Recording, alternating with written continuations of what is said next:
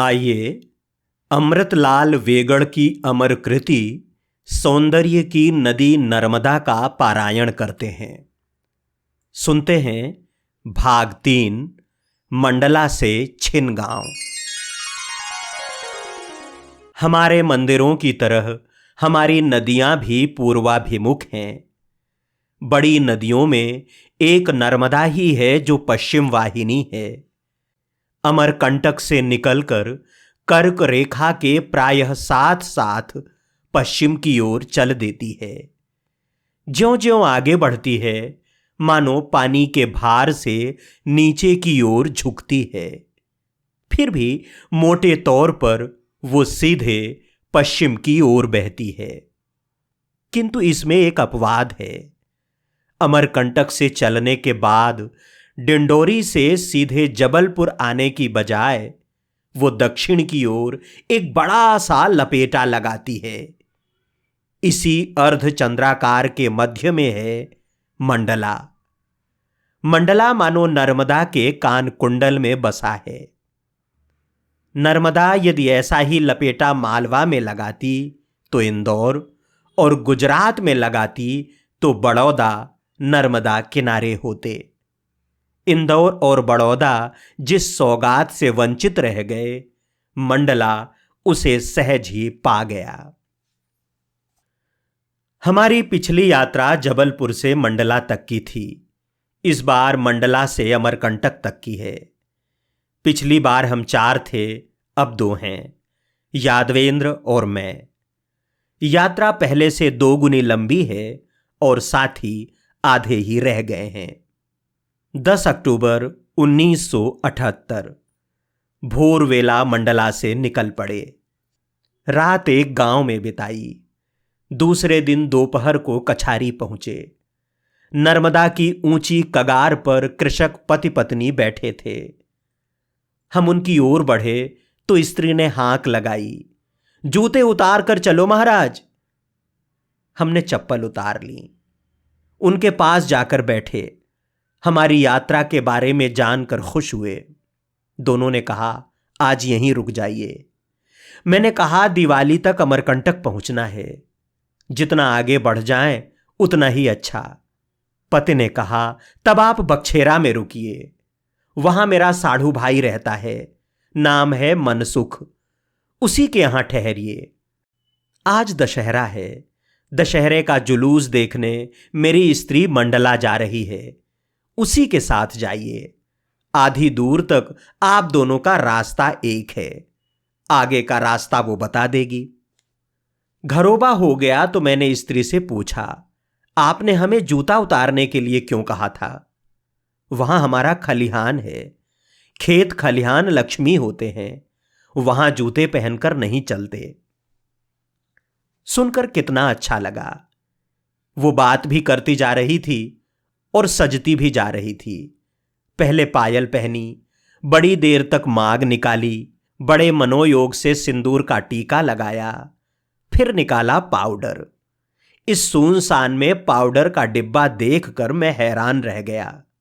भभूत की तरह पोता। पहले उसकी त्वचा के ताने बाने भले लग रहे थे, अब पाउडर की मोटी परत में खो गए। सौंदर्य की उपासना हमें कई बार असुंदर की देहरी पर ला देती है। बक्छेरा में मनसुख को उसके साढ़ू भाई का राम राम कहा तो वो चकित रह गया। सारी बात बताई तो उसने खुशी से अपने यहां ठहरा लिया। रात को सोए तो सिरहाने के पास मुर्गियों का डेरा था। सोचा सवेरे उठने में सुविधा रहेगी। ऐसी प्राणवान अलार्म घड़ी और कहां पाऊंगा। यहां से मोह गांव, यहां सामने से बुढ़नेर नर्मदा में आ मिली है। किनारे पर एक बाबा थे। मैंने उनसे पूछा, जब यहां इतनी ठंड पड़ रही है तो अमरकंटक में पता नहीं कितनी ठंड होगी। उन्होंने कहा, अमरकंटक तो बद्रीनाथ का टुकड़ा है। नर्मदा के किनारे किनारे आगे बढ़े। कई जगह तो खाड़े की धार पर चलने जैसा था, कहीं घनी लतर पतर। समझ में नहीं आ रहा था कि किस लतर को पकड़ें और कहां से। जैसे तैसे मानोट पहुंचे। वहां से लिंगा रात्रि विश्राम भगत जी के घर रहा। सुबह की जमीन पर बिछे टेढ़े मेढ़े धुआंरे फीते देखकर मैं समझ गया कि वो धुआं नहीं, भाप है, और जहां जहां भाप है नीचे नर्मदा है। सुबह के धुंधलके में भाप की चादर ओढ़े सोई नर्मदा बड़ी मोहक लग रही थी। लिंगा घाट में पश्चिम वाहिनी नर्मदा थोड़ी देर के लिए पूर्व वाहिनी हो गई है, इसलिए इसकी धारा को यहां सूरजमुखी धारा कहते हैं। नर्मदा में ऐसे स्थान बहुत कम हैं। लिंगा से एक सन्यासी का साथ हो गया।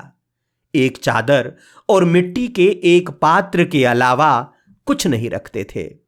रास्ते में बातें होने लगीं तो कहने लगे, अच्छा ये बताइए स्वाद किस में है, जीभ में या गुलाब जामुन में? मेरे अनुरोध पर जवाब भी उन्होंने ही दिया। यदि गुलाब जामुन में स्वाद है तो वो तश्तरी में रखे रखे ही स्वाद देगा, और यदि जीभ में स्वाद है तो फिर गुलाब जामुन खाने की क्या जरूरत? दरअसल स्वाद न केवल जीभ में है और न केवल गुलाब जामुन में, दोनों के योग में है।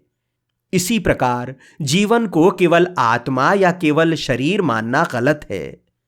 सार्थकता दोनों के मिलन में है। क्या बढ़िया बात कही। आगे बढ़े तो कई स्त्री पुरुष मिले।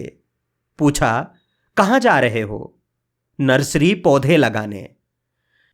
तो नर्सरी जैसा अंग्रेजी शब्द इस बियाबान तक पहुंच गया था। विदेशी भाषा के जो शब्द हमारी जबान पर आसानी से चढ़ जाएं, उन्हें हमें खुशी से अपना लेना चाहिए। हर भाषा में कुछ शब्द अश्वमेध यज्ञ के घोड़े की तरह होते हैं। सीमाओं को वो नहीं मानते, उन्हें रोकना आसान नहीं।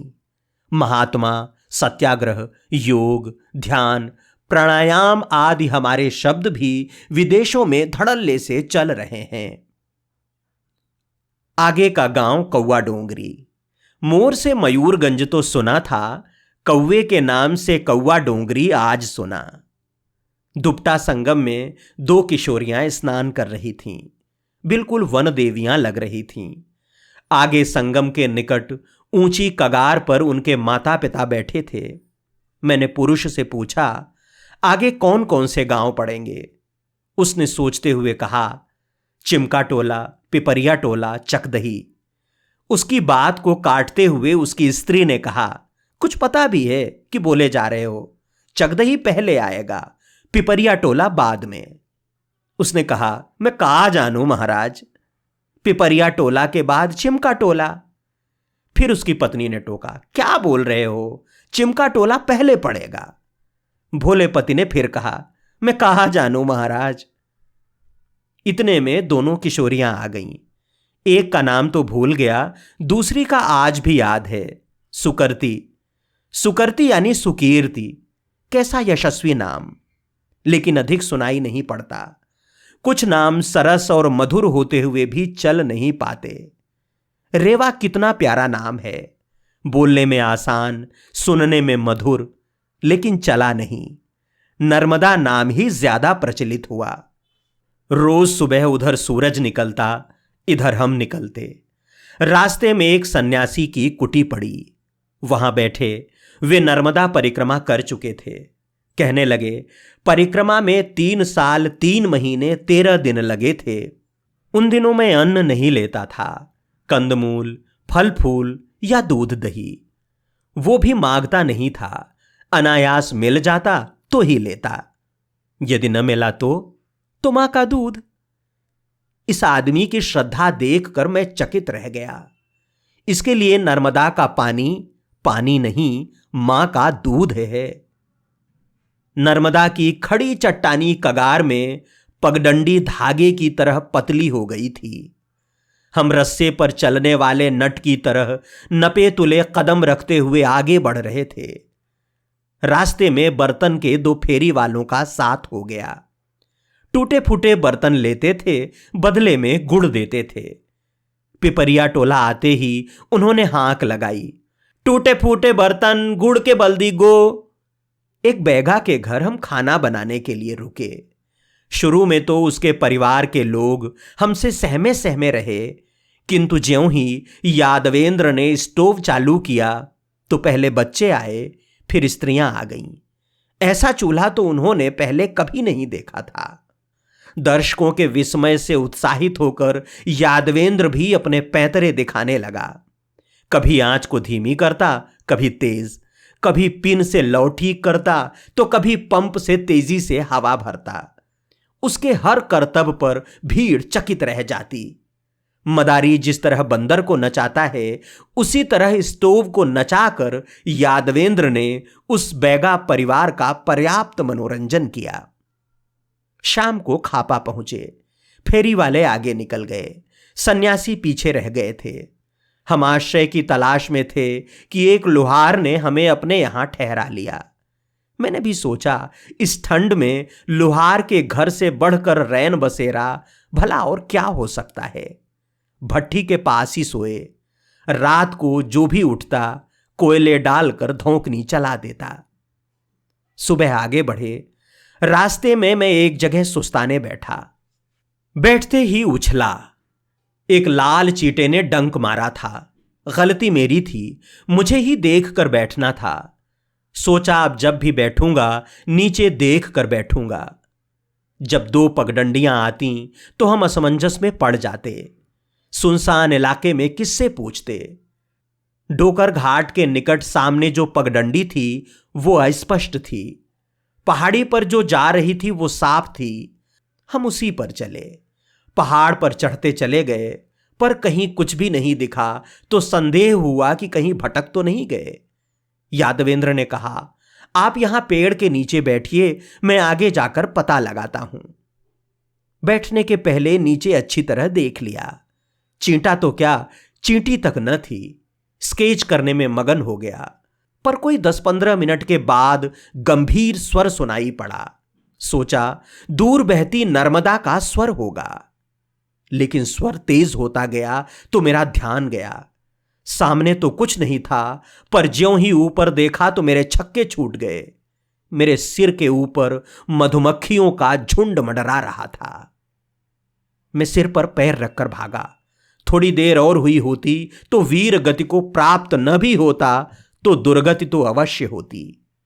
जिस पेड़ के नीचे बैठा था उसमें मधुमक्खी का खासा बड़ा छत्ता लगा था। गांठ बांध ली कि अब बैठने के पहले नीचे भी देखूंगा और ऊपर भी देखूंगा। वो पगडंडी जंगल को जाती थी, इसलिए वापस नीचे उतरे। कुछ दूर झोपड़ियां दिखाई दे रही थीं। वहां से पगडंडी मिल गई। सिलगी नदी को पार करके आगे बढ़े। वहां नर्मदा तट के भीमकाय अर्जुन वृक्षों को देखकर चकित रह गए।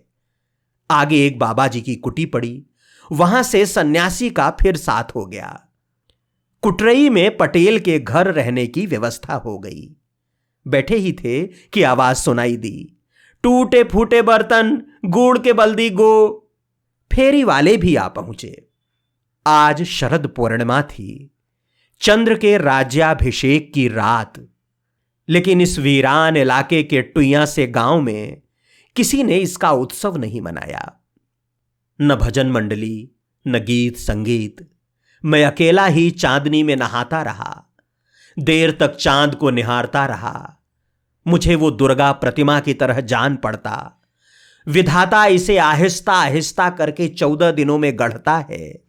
15वें दिन इसमें प्राण प्रतिष्ठा करता है, फिर अमावस्या को इसे नील गगन में सिरा देता है। सर्जन विसर्जन का यह क्रम निरंतर चलता रहता है। पौ फटते ही चल पड़े। शाम होते जैतपुरी पहुंचे। डूबते सूरज की मायावी किरणों से आलोकित छोटा सा गांव के पटेल ने सोने के लिए एक कमरा दिया, लेकिन सन्यासी पैरा बिछाकर बाहर सोए। हमें घर के अंदर कंबल में ठंड लग रही थी। वे बाहर खुले में एक चादर में मजे से सो रहे थे। यहां से फेरी वाले वापस चले गए। सन्यासी आगे निकल गए। कन्हैया संगम में हम गोसाई जी के घर रुके। नर्मदा के किनारे किनारे चलने के आग्रह के कारण दूसरे दिन शाम को हम एक ऐसे गांव जा पहुंचे जहां कोई भूला भटका ही जाता है। गांव का नाम था छिन गांव। गिनती के घर। थक कर इतने चूर हो गए थे कि आगे जाने की हिम्मत नहीं थी और इस गांव में आश्रय देने के लिए कोई तैयार न था। पता नहीं कैसे वहां के लोग हमें चोर समझ बैठे थे। मैंने बहुत चिरौरी की, लेकिन किसी ने हमें आश्रय नहीं दिया। आखिर एक दंपति से अनुमति लेकर उसके आंगन में सामान रखा। थोड़ी देर में रात हो गई। घुप अंधेरा, अनजान जगह। इतने में दो आदमी आए। उनके मुंह से शराब की बास आ रही थी। आते ही हमसे जवाब तलब करने लगे। कौन हो? कहां से आए हो? क्यों आए हो? हमने समझाने की लाख कोशिश की, लेकिन व्यर्थ। जिसके आंगन में पड़े थे उसे भी आड़े हाथों लिया। ये कौन है तुम्हारे? क्यों अपने यहां जगह दी? रात को अगर कोई वारदात हुई तो इसका जिम्मेदार कौन होगा? हमारा पक्ष लेते हुए घर की स्त्री ने कहा, कोई आ ही जाए तो क्या हम उसे भगा दें? फिर ये चोर नहीं हो सकते। चोर इतना बोझ लेकर नहीं चलते। चोर दिन को आकर टोह ले जाते हैं, फिर रात को चोरी करने आते हैं। ये बेचारे तो शाम को आए हैं और जब से आए हैं कहीं नहीं गए। लेकिन जो नशे में हो, कोई उसे क्या समझाए? धीरे धीरे और भी लोग आ गए। उन शराबियों ने ऐसा माहौल बना दिया कि सभी को यह विश्वास हो गया कि हमारे गांव में दो शातिर चोर आ गए हैं और आज रात सावधान नहीं रहे तो किसी के भी घर चोरी हो सकती है। हमारे ऊपर पहरा देने कुछ लोग वहीं जम गए। ऐसे संदेह और भय के वातावरण में, अनजान जगह में, ठंड में बाहर खुले में सोने का जीवन में यह पहला मौका था। चुप साध कर लेटे रहने के सिवा कोई चारा न था। जागते हुए भी हम सोते बन गए। मन में यह आशंका बराबर बनी रही कि पता नहीं कब क्या हो जाए। चांद निकला तो कुछ हिम्मत बंधी। इस सर्वथा अनजान जगह में एकमात्र चांद ही था जो परिचित था। कोई 2 घंटे बीत गए। नींद तो क्या आती, किसी तरह पड़े थे। तभी हवा में थिरकती हुई मधुर स्वर लहरी सुनाई दी। अद्भुत थी उसकी मिठास, दिव्य था उसका प्रभाव। ऐसे मीठे गीत तो सुने ही नहीं थे। कितने स्वाभाविक, कितने सहज, कितने कोमल। एक पल में मैं अपने सारे दुख दर्द भूल गया। अवहेलना, अपमान, ठिठुरन, हर चीज गायब हो गई। बस रह गए वे गीत और उनकी मिठास। पड़ोस के आंगन में गांव की किशोरियों ने अपने मीठे कच्चे स्वरों में रीना गीत शुरू किए थे। चोरों के भय से उन्हें सारी रात जागरण जो करना था। हल्की लयबद्ध तालियों के साथ गीत की एक पंक्ति एक टोली गाती, दूसरी पंक्ति दूसरी टोली। बीच बीच में हंसी ठिठोली और हास परिहास। कितना मधुर, कितना स्वप्निल लग रहा था ये सब। अभिशाप को इस तरह वरदान में बदलते कभी नहीं देखा था। सुनते सुनते कब नींद आ गई, कुछ पता ही न चला।